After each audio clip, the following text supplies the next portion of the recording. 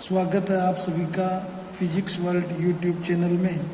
आज जो है हम हमारा टॉपिक देखेंगे विद्युत द्विध्रुव के कारण विद्युत विभव। जैसा कि इसके पूर्व के वीडियो में हमने बिंदु आवेश के कारण विद्युत विभव निकाला था और उसके बाद हमने आवेशों के निकाय के कारण किसी बिंदु पर विद्युत विभव का मान भी हमने निकाल लिया था। आज हमारे पास एक विद्युत द्विध्रुव होगा और उस विद्युत द्विध्रुव के अक्ष से r दूरी पर स्थित कोई बिंदु P होगा, उस पर हम विद्युत विभव का मान निकालेंगे। ये देखिए मैथमेटिकल डेरिवेशन है और काफ़ी आसान भी रहेगा अगर आप इसको ध्यानपूर्वक समझेंगे। सबसे पहले जो है हम बात करते हैं विद्युत द्विध्रुव क्या होता है। विद्युत द्विध्रुव जो है एक प्रकार की युक्ति है, यानी कि एक प्रकार की व्यवस्था है जिसमें कि दो विपरीत आवेश, उनका परिमाण समान होता है लेकिन एक धनात्मक दूसरा ऋणात्मक, उनको हम अत्यल्प दूरी पर रखते हैं। तो इस प्रकार का जो अरेंजमेंट कहलाता है वो विद्युत द्विध्रुव या इलेक्ट्रिक डाइपोल कहलाता है। तो इसमें जो है पहले चैप्टर में भी हमने विद्युत द्विध्रुव के बारे में पढ़ा है, तो उसी विद्युत द्विध्रुव का जो है उपयोग यहाँ पर भी होने वाला है। तो देखिए आप सबसे पहले विद्युत द्विध्रुव का क्या बना लीजिए, एक डायग्राम बना लीजिए, ठीक है ना। तो चलिए डायग्राम बनाने के लिए अपन ऐसा करते हैं कि जो है एक विद्युत द्विध्रुव अरेंजमेंट या युक्ति या व्यवस्था जो हम यहाँ पर बनाते हैं। जैसा हमने पूर्व में भी कहा है कि विद्युत द्विध्रुव क्या होंगे कि अल्प दूरी पर समान परिमाण के दो आवेश व्यवस्थित होंगे। तो चलिए अपन यहाँ पर जो है एक आवेश ले लेते हैं -q, ये A बिंदु मान लेते हैं और इधर हम B बिंदु मान लेते हैं और इस B बिंदु पर जो है हम रख देते हैं धनात्मक आवेश, ठीक। अब इन दोनों के बीच की दूरी हम अत्यल्प, अभी आपको डायग्राम में बहुत ज़्यादा दूरी दिखाई दे रही लेकिन रियल में ये दूरी बहुत ही कम होती है और इसको हम अभी मानेंगे 2a। क्या मानेंगे? 2a।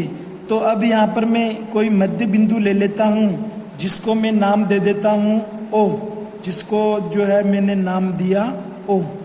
तो अब देखिए पूरे को हमने 2a दूरी मानी है और O मध्य बिंदु लिया है, तो a दूरी तो इधर रह जाएगी और a दूरी इधर रह जाएगी। ये आपके समझ में आ गया होगा। अब देखिए अपन क्या करते हैं कि मध्य बिंदु O से जो है r दूरी पर, मध्य बिंदु O से r दूरी पर निरक्ष की तरफ, ठीक है ना। ये मान लेते हैं कि अपन x एक्सिस पर तो हमारा विद्युत द्विध्रुव युक्ति है, तो इससे निरक्ष की तरफ जो है हम कोई भी बिंदु P मानेंगे।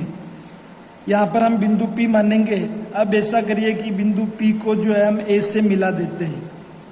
ये एक इस प्रकार से डैश डैश लाइन से हम ऐसा करते हैं कि इस बिंदु A से P तक पहुँचते हैं। ये चलिए हमने यहाँ पर लिख दिया है P।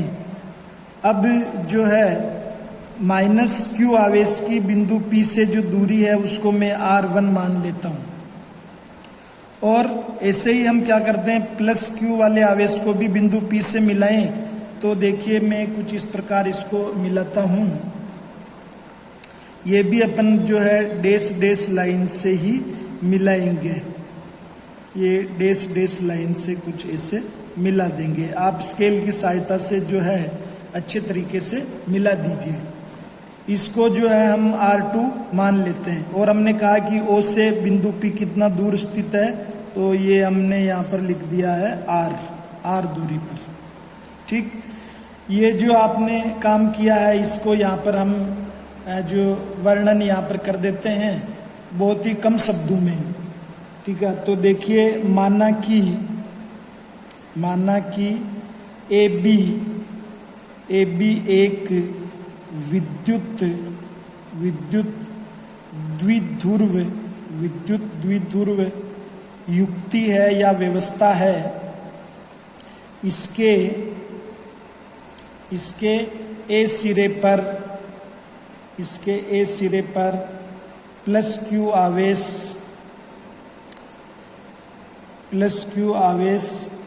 नहीं, ए सिरे पर आपने क्या मानना है, माइनस क्यू, तो यहाँ पर माइनस करिएगा। इसके ए सिरे पर माइनस क्यू आवेश तथा बी सिरे पर या किनारे पर, है ना, तथा बी सिरे पर प्लस क्यू आवेश स्थित है,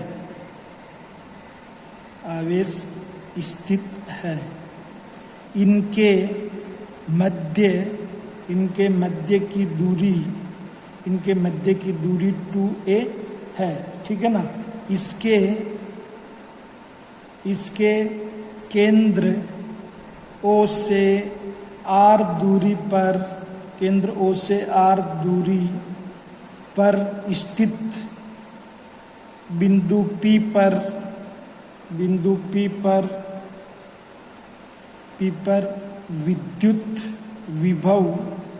विद्युत विभव ज्ञात करना है, ठीक है। बिंदु P पर हम क्या ज्ञात करेंगे, विद्युत विभव।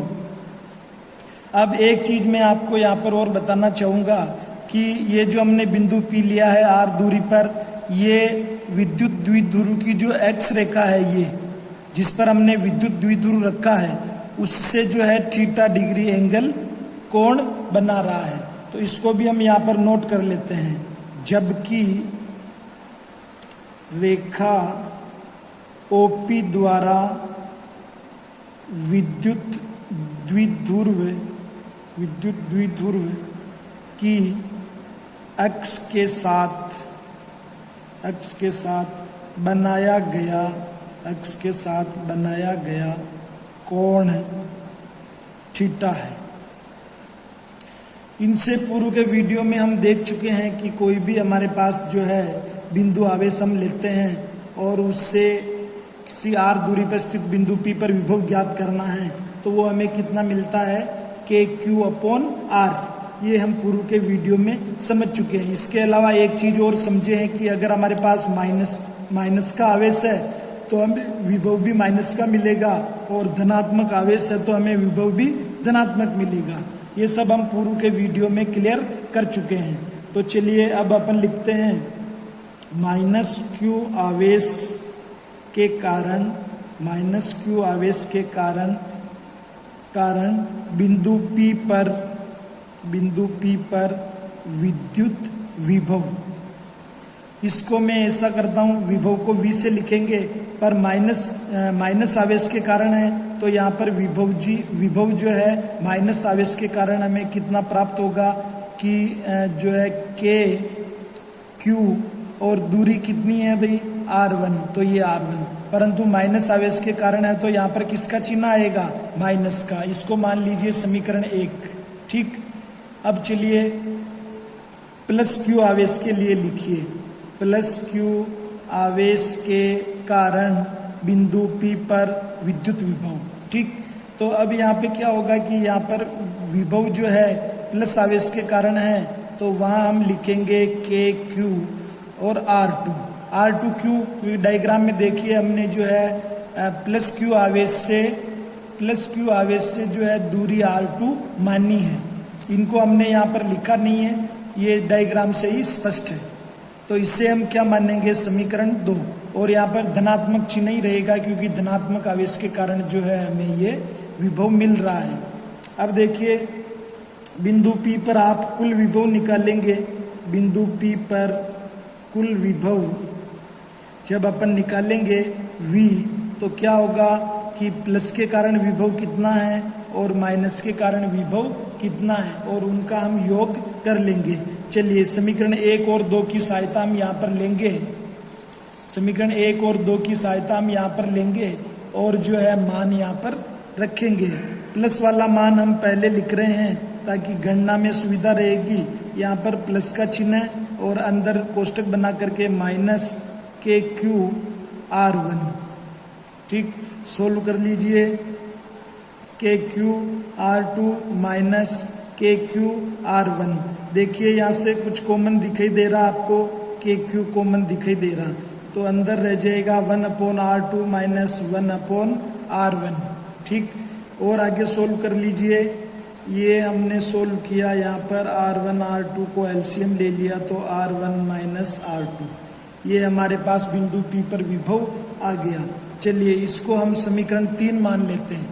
अब समीकरण 3 को सोल्व करने के लिए हमें एक तो R1 की जरूरत पड़ रही है और एक R2 की जरूरत पड़ रही है। R1 और R2 को ज्ञात करने के लिए जो है हम इस डायग्राम में जो एक प्रकार की जो है और व्यवस्था इसमें करते हैं, कुछ रचना करते हैं जिसको कि हम रचना कहेंगे। तो देखिए क्या रचना करते हैं कि यहाँ पर बिंदु B से जो OP है उस पर लंब डालेंगे और इसी प्रकार से A बिंदु से भी हम लंब डालेंगे इस OP रेखा पर। तो हम ऐसा करते हैं कि OP रेखा को थोड़ा सा और आगे बढ़ाते हैं। तो ये मैंने डैश डैश लाइन से जो है OP रेखा को आगे बढ़ाया है। चलिए B से जो है हम लंब डालते हैं। तो ये B से देखिए ये एक जो है लंब यहाँ पर हम डाल देते हैं, ये B से। अब लंब डाला है तो यहाँ पर ये 90 डिग्री, ठीक है। ऐसे ही हम A से भी लंब डालेंगे। OP को हमने पीछे की ओर बढ़ाया है तो यहाँ से भी हम एक लंब डाल देते हैं, ये कुछ इस प्रकार से, ये यहाँ पर 90 डिग्री दिख रहा होगा आपको। A से डाल रहे हैं लंब तो इस लंब का नाम हम रख देते हैं AC, ठीक। और B से डाल रहे हैं तो इसका नाम हमने रख दिया BD। चलिए ये रचना का काम हमारा हो गया। अब इसी रचना की सहायता से हम R1 और R2 जो कि हमारे समीकरण 3 जो आपको दिखाई दे रही है इसमें हमें मान रखना पड़ेगा। चलिए अब R1 R2 के लिए हमने रचना कर दी, अब हम आगे किस प्रकार निकालेंगे वो देखते हैं। तो जो अभी हमने लंब डाला है उसके बारे में लिख लीजिए। R1 व R2 का मान ज्ञात करने के लिए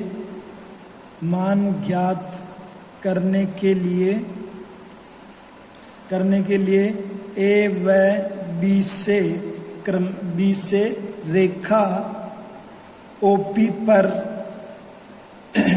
पर लंब क्रमशः A से हमने कौन सा लंब डाला है AC व B से कौन सा डाला है BD डालते हैं। अतः अब देखिए इसको जो है हम यहाँ में डायग्राम में आपको दिखा रहा हूँ कि जो हमारी ये AP है, AP जो भुजा दिखाई दे रही है वो सममिति के आधार पर जो है AP भुजा जो है सममिति के आधार पर इस CP के बराबर मानी जा सकती है। AP भुजा जो है CP भुजा के बराबर मानी जा सकती है। तो यहाँ पर मैं लिख रहा हूँ कि AP लगभग बराबर है किसके, CP के, ठीक है।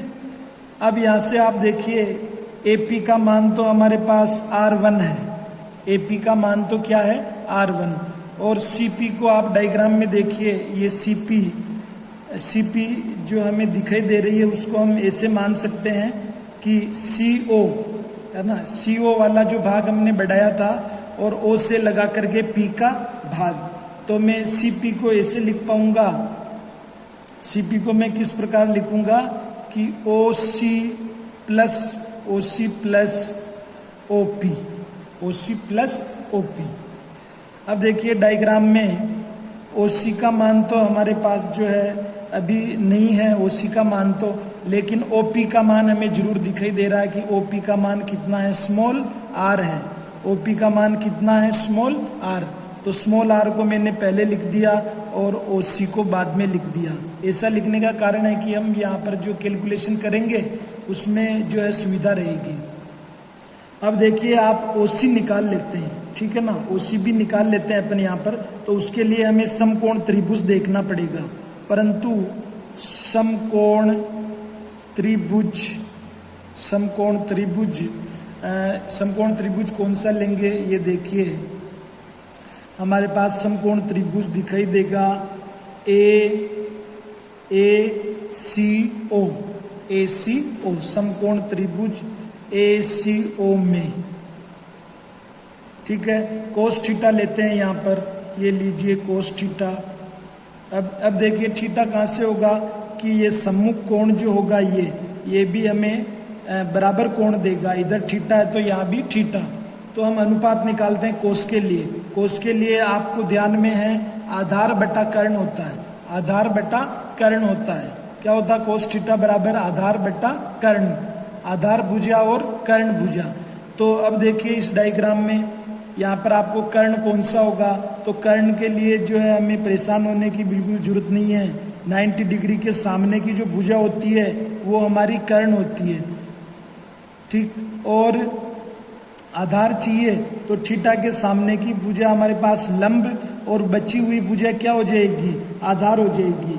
तो हमारे पास आधार एक तरह से कौन बन रहा है? ओ सी। ये तो कर्ण बन गया, ये हमारे पास लंब बन गई, बची हुई तीसरी भुजा हमारे पास आधार हो गई, जिसको मैं लिख रहा हूं ओ सी। और कर्ण मैंने आपको बताया था कि ए ओ या फिर ओ ए लिख सकते हैं। अब देखिए ओ सी जो है, ओ सी का मान तो हमारे पास नहीं है। डायग्राम में देखिए ओ सी का मान तो हमारे पास नहीं है, निकालना है। परंतु जो कर्ण हमने लिया है ओ ए, कर्ण जो लिया है ओ ए, इसका मान हमारे पास स्मॉल ए है। तो ये मैं यहाँ पर स्मॉल ए लिख देता हूँ। तो यहाँ से आपको ओ सी मिल गई। ओ सी बराबर ए कोस थीटा। ये जो हमारी ओ सी भुजा है कितने के बराबर हुई? ए कोस थीटा के बराबर। चलिए अब जो है ए कोस थीटा आपको मिला। देखिए इसको भी हम चाहें तो समीकरण नंबर देते चलें। 3 समीकरण तो वहाँ हो गई थी हमारे पास। ये इसको जैसे रोमन में लिख देते हैं, ये थर्ड इक्वेशन, ये हमारे पास फोर्थ और ये हमारे पास फिफ्थ। तो यहाँ पर समीकरण 4 व 5 से आप क्या लिख पाएंगे कि R1 बराबर R प्लस ए कोस थीटा। ये समीकरण हमारे पास 6 होगी।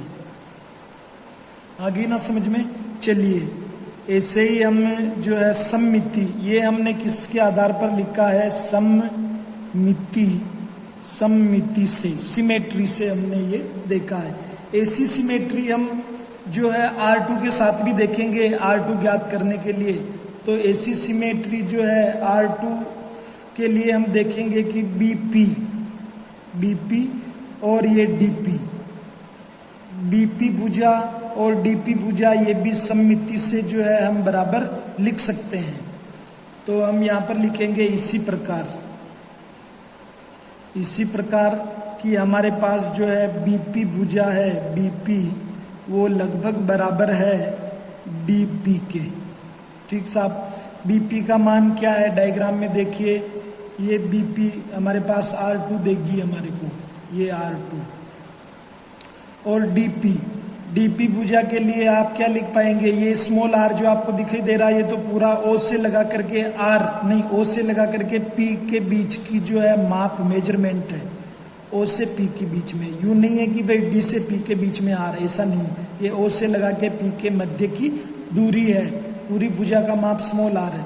तो हम ऐसा करते हैं, इसको जो है DP को हम ऐसे भी तो लिख सकते हैं कि OP माइनस OD, हमारे को तो DP चाहिए, तो हम ऐसे लिख सकते हैं कि इस पूरी बड़ी भुजा में से इतना सा भाग घटा देंगे।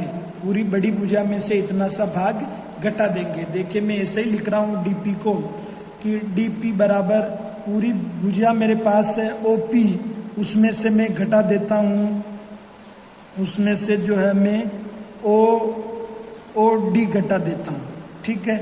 अब देखिए OP भुजा का हमारे पास माप है, यहाँ पर OP भुजा का मेजरमेंट स्मॉल r है, तो ये स्मॉल r लिख दिया। और OD का हमारे पास कोई वैल्यू नहीं है, ये O और ये D।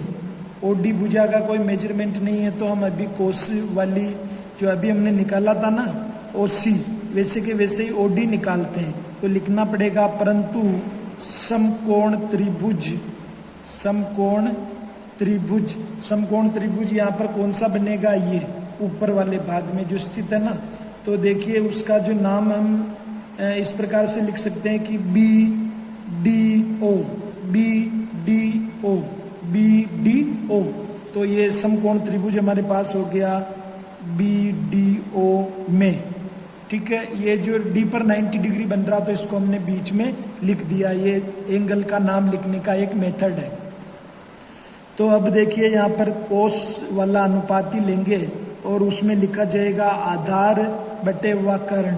अब इस वाले समकोण त्रिभुज में बताइए आधार कौन बचेगा। जैसा आपको मालूम है 90 डिग्री के सामने कर्ण और थीटा के सामने लंब, 90 डिग्री के सामने कर्ण और थीटा एंगल के सामने लंब।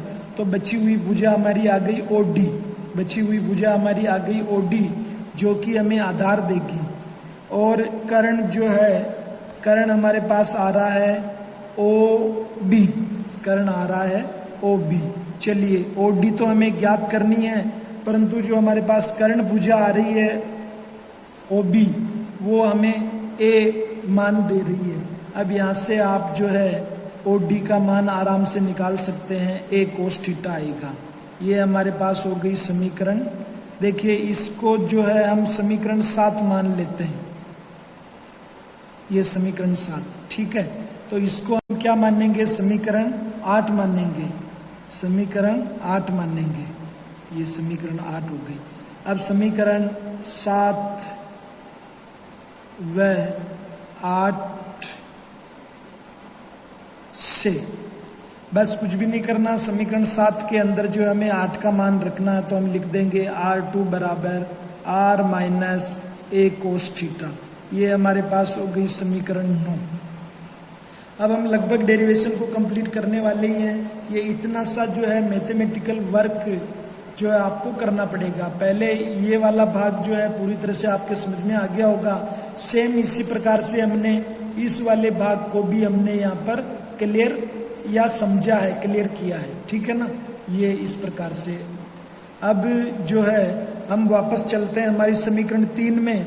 R1 और R2 दोनों के मान जो है समीकरण 3 में यहाँ पर रखते हैं।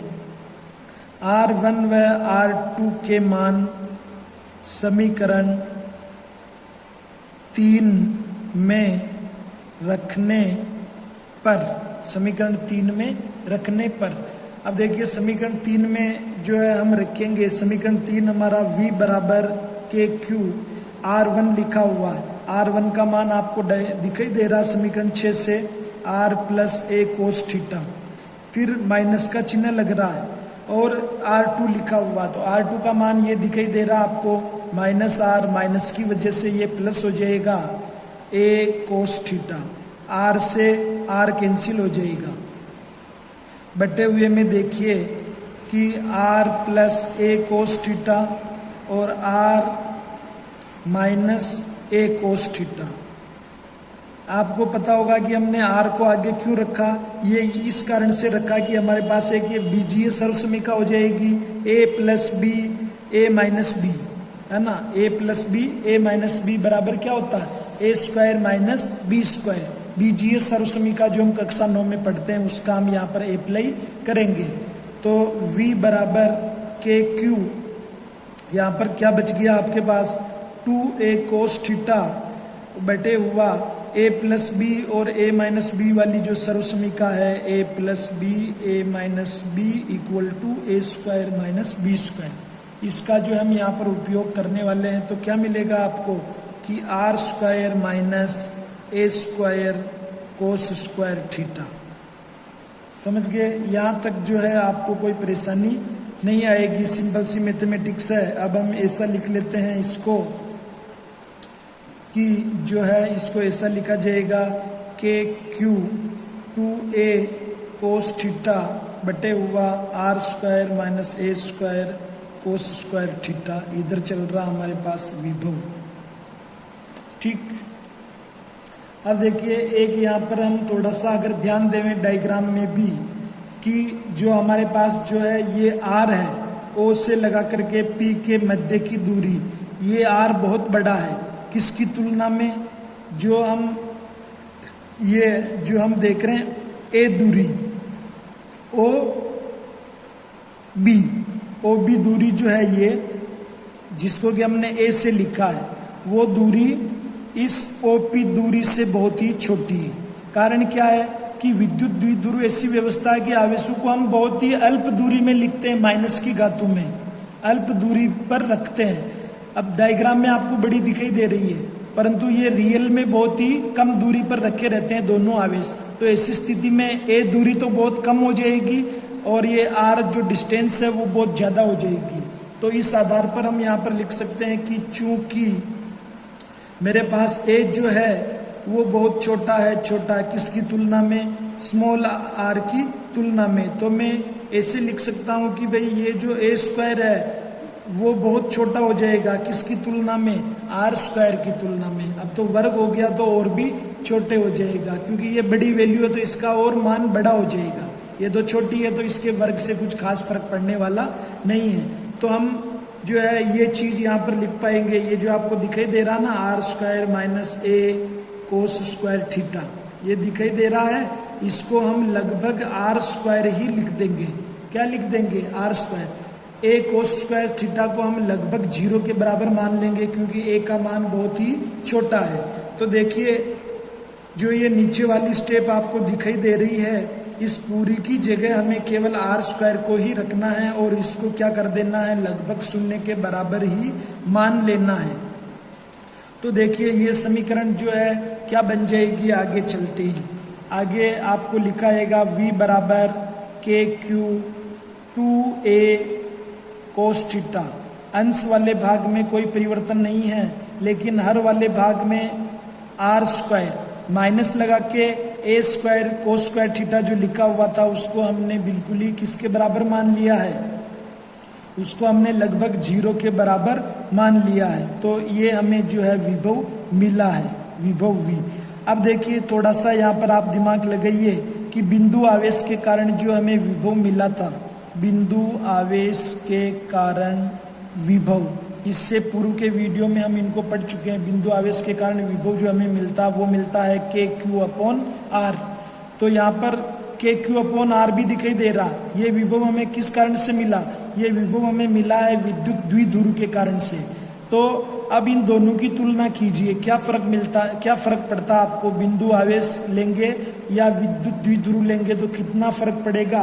उसको मैं मैथमेटिकली कुछ ऐसे लिख सकता हूँ कि जो है v जो है अभी हमने द्विध्रुव के कारण जो विभव प्राप्त हो रहा है वो बिंदु आवेश जो हमें मिल रहा है, बिंदु आवेश के कारण जो विभव मिला है के क्यू अपॉन आर, उससे कितना गुना ज्यादा हो गया, 2a cos theta upon are. ये एक कंपटीशन के हिसाब से जो है मैंने आपको समझाया है ये समीकरण, कंपटीशन के हिसाब से कि भाई बिंदु आवेश का जितना विभव है उसको हम 2a कोस थीटा आर से अगर गुणा करवा दें तो वो हमें किस पर विभव दे देगा, विद्युत द्विध्रुव के कारण विभव दे देगा।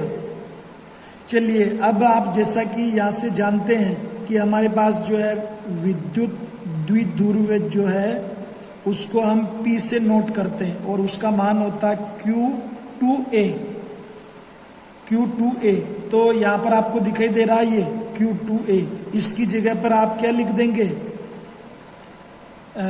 इसको लिख देंगे विद्युत द्विध्रुव को, चूंकि तो के ये इलेक्ट्रिक डाइपोल विद्युत द्विध्रुव और ये cos theta upon R square, ये हमारे पास विद्युत द्विध्रुव के कारण जो है विद्युत विभव का मान आ चुका है। इसको हम समीकरण नंबर देंगे 9, तो उधर हो गई थी, और जो है 9 के बाद 10वीं समीकरण ये यहाँ पर लिख देते हैं 10। ये हमारे पास रिजल्ट आ गया कि हमारे पास अगर इलेक्ट्रिक डाइपोल है तो उसके कारण हमें जो है उसकी अक्ष से आर दूरी पर स्थित किसी बिंदु पर विभव का मान कितना मिलेगा। इसके आधार पर जो है आप यहाँ पर रिजल्ट भी लिख सकते हैं। समीकरण 10 विद्युत द्विध्रुव के कारण बिंदु P पर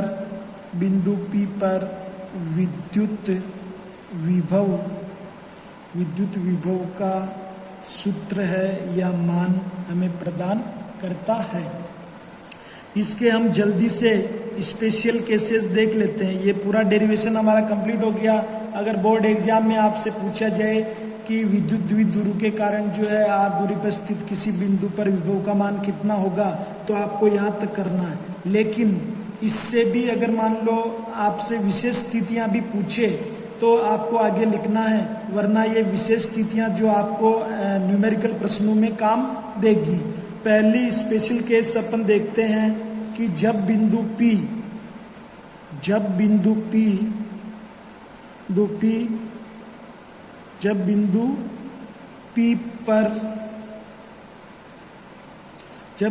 P अक्ष पर स्थित हो। अक्ष पर स्थित होने का मतलब ये डायग्राम वापस देखिए, ये जो हमारा बिंदु P है अभी थीटा एंगल बना रहा है इस अक्ष से, लेकिन अब हम कह रहे हैं कि भाई इस बिंदु P को हम अक्ष पर लाएं, तो अक्ष पर अगर आप लाएंगे इस बिंदु P को आप अक्ष पर लाएंगे तो इस थीटा के मान को कितना करना पड़ेगा, बिल्कुल 0। जैसे कि ये पेन ऐसे रखा हुआ है, ठीक है ना, ये हमारा कोई बिंदु P है और ये हमारा x है। अब ये हमारा पेन जो है जो कि बिंदु P है वो इस x पर कब होगा, जब हम इसको इस प्रकार से कम करते करते करते यहाँ पर ले आएंगे, तो ऐसी स्थिति में एंगल कितना हो जाएगा, 0 हो जाएगा। थीटा का मान कितना हो जाएगा, 0 हो जाएगा। जब बिंदु P x पर स्थित हो तो हम लिख देंगे इस स्थिति में थीटा कितना होगा, 0 डिग्री। समीकरण 10 हमें विभव का मान दे रही है ना, के P cos 0 degree upon r square. तो अब आपको कितना मिल गया, देखिए यहाँ से कोस 0 की वैल्यू कितनी हो गई, 1, तो ये के पी अपॉन r स्क्वायर विभव का मान। यानी कि जो है अक्ष पर अगर बिंदु P को अगर अपन अक्ष पर स्थित रखेंगे तो आपके पास जो विभव होगा वो अधिकतम होगा। ये कैसी वैल्यू है, मैक्स विभव की अधिकतम वैल्यू। चलिए दूसरी स्पेशल केस देखते हैं कि जब बिंदु P निरक्ष पर स्थित हो। निरक्ष का क्या मतलब हुआ, जानते होंगे ना निरक्ष का मतलब, जैसे कि ये अक्ष है ना, इस विद्युत द्विध्रुव को अपन ने एक्स के अकॉर्डिंग रखा हुआ तो ये उसकी एक्स हो गई। अब निरक्ष का मतलब जो लंबवत, जैसे मेरी ये अंगुली है इस प्रकार से परपेंडिकुलर, जो एक्स हमने बना रखा उसके लंबवत क्या होती है, निरक्ष होती है। इस प्रकार से निरक्ष होगा, मेरी जो उंगली है ये निरक्ष को बताएगी, यानी कि अक्ष से कितने डिग्री बनाएगी, 90 डिग्री। तो आप यहाँ पर लिखेंगे इस स्थिति में थीटा इक्वल टू 90 डिग्री। तो समीकरण 10 से आप वापस क्या लिख पाएंगे कि विभव V बराबर के P cos 90 degree upon r square, और जैसा आपको मालूम है कि कोस 90 की वैल्यू कितनी होती है, 0 डिग्री। तो यहाँ पर जो विभव हमें सीधा 0 मिल जाएगा। समझ में आ रहा ना। तो अक्ष पर तो आपको ये मिला है, विभव अक्ष पर तो ये मिल रहा है, लेकिन निरक्ष पर यहाँ पर आप लिख सकते हैं निरक्ष पर कितना मिल रहा, 0 मिल रहा। यानी कि निरक्षीय रेखा पर विद्युत विभव का मान 0 प्राप्त होता है। तो जो है ये हमारा वीडियो था आज का। बड़ा वीडियो जरूर है, टॉपिक भी बड़ा है, परंतु इसको अगर आप बार बार जो है एक बार पूरी तरह से इसको देखिएगा, एक बार इसको मन लगा करके देखिए, अगली बार में इस वीडियो को जो है पॉज करके जो है अगर आप उतारेंगे नोट्स में और 1-2 बार और रिवाइज करेंगे तो डेफिनेटली जो है आपको ये वीडियो पूरी तरह से और ये जो टॉपिक है पूरी तरह से समझ में आ जाएगा। तो मैं आशा करता हूँ कि ये वीडियो जरूर आपके समझ में आया होगा। इसकी स्पेशल केसेज भी हमने पढ़ लिया है, ये टॉपिक पूरी तरह से कंप्लीट है। अब इसका जो अगला वाला वीडियो होगा वो समविभव पृष्ठ का होगा। वीडियो देखने के लिए धन्यवाद।